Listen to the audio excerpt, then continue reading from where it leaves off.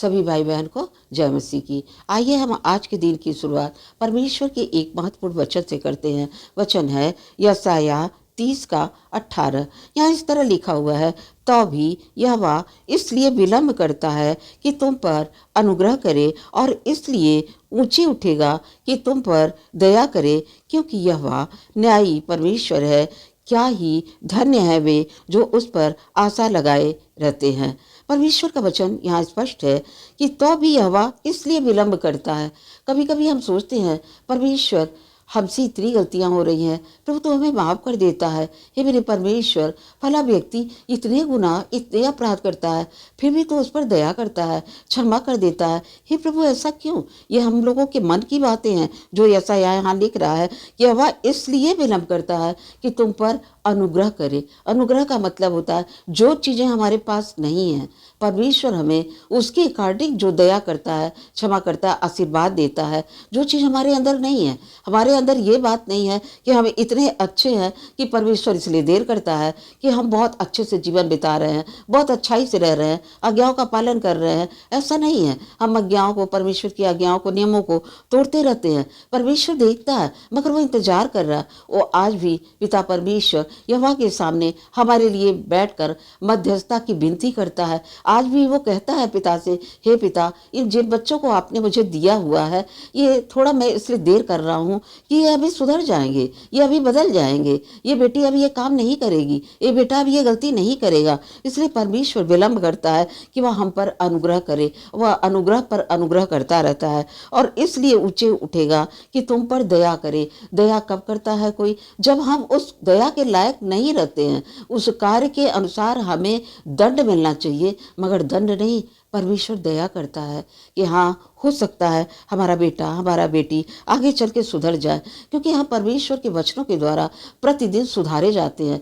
इसीलिए तो परमेश्वर ने एक जगह कहा कि तुम अंश अंश करके बदलते जाओगे। परमेश्वर ने ये नहीं कहा कि जब यूहन्ना ने प्रचार किया मन फिराओ, बस यूहन्ना ने कहा आपने एक दिन पढ़ लिया, एक दिन सुन लिया, एक दिन मनन किया और वचन के अनुसार आपका मन फिर गया। नहीं, बहुत कठिन काम है। इसलिए परमेश्वर विलम्ब कर रहा है, देर कर रहा है, दया कर रहा है कि शायद अब हमारा मन फिर जाए। परमेश्वर ने पूरे जगत से प्रेम किया और किसी एक विशेष जाति से नहीं, विशेष कुल भाषा से नहीं। ये सब परमेश्वर को बांध के नहीं रख सकते हैं। परमेश्वर स्वतंत्र है, सर्वत्र रहने वाला, सर्वत्र विद्यमान है, सर्वज्ञानी है और परमेश्वर सबसे प्रेम करता है। सारे प्राण, उसने कहा है कि सारे प्राण मेरे हैं। वो सभी प्राणों को चाहता है। एक भी प्राण के नाश होने से परमेश्वर कभी खुश नहीं होता, जिस कारण वह अनुग्रह पर अनुग्रह और दया पर दया करता है। क्यों ऐसा करता है? वचन कहता है क्योंकि यहोवा न्यायी परमेश्वर है। इस संसार में भाई बहन, आपको कभी भी कहीं भी परिवार में, पड़ोस में, समाज में, देश में, आपके काम में, आपके जॉब में, कहीं भी आपको न्याय नहीं मिलता और आप दुखी हो जाते हैं। मगर परमेश्वर का वचन यहाँ क्या कहता है? यहोवा न्यायी है, वह न्याय करेगा। एकदम मत घबराइए, इंतजार कीजिए। परमेश्वर पक्षपात करके न्याय नहीं करता। परमेश्वर न्यायी परमेश्वर है। यहाँ परमेश्वर कहता है यहोवा न्यायी परमेश्वर है।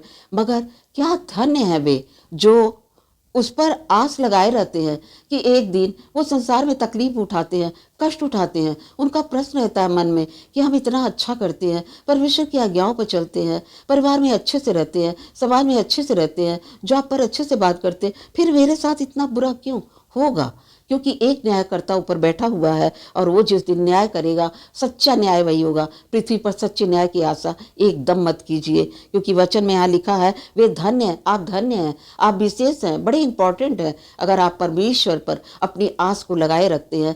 कोई मुझे कुछ भी कहे, कितना बुरा कहे, कितना भला कहे, मुझे कुछ भी कहे, मेरा परमेश्वर न्यायी है। एक दिन वह न्याय करेगा। यदि आप यह आस लगाए रहते हैं तो परमेश्वर अवश्य एक दिन आपका न्याय करेगा और सचमुच आप अपने को सोचेंगे कि हाँ, हम बहुत ही धन्य हैं, बड़े विशेष हैं, क्योंकि परमेश्वर ने हमारा न्याय किया है। परमेश्वर न्यायी परमेश्वर है, इसलिए हमें किसी भी बात की चिंता नहीं करनी है। इस वचन के द्वारा हम अपने सभी भाई बहनों के लिए प्रेम से हमें प्रार्थना करते हैं, हे पिता ईश्वर, हमारे सभी भाई बहन को अपने पर आस रखने के लिए मन देना, ताकि तुझ पर आस लगाए रखें और कभी भी जीवन में निराश और दुखी ना होने पाए। परमेश्वर इस वचन के द्वारा आप सभी भाई बहन को बहुतायत से आशीष दे। सबको जय मसीह की।